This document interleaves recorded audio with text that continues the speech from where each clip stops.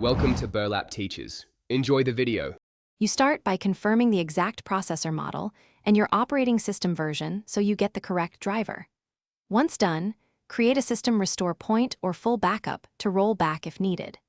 Now download the vendor driver package or ZIP from the manufacturer and verify the digital signature. This prevents installing forged files. Make sure to save installers to a known folder and close other apps so the update can run without interference. You run the installer as an administrator to ensure it can write system files.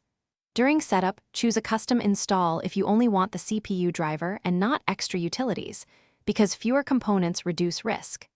The installer will replace the INF and driver binaries, let it complete, and then reboot when prompted to activate kernel-level changes.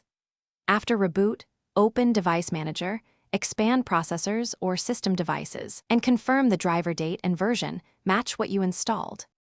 You finalize by checking system stability. Run a short stress test and monitor temperatures and voltages to confirm the driver behaves normally.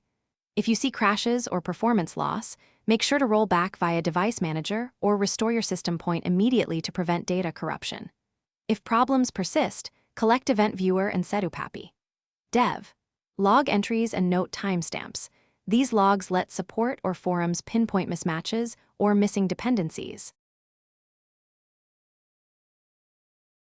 Thanks for watching. Consider subscribing if this video helped you.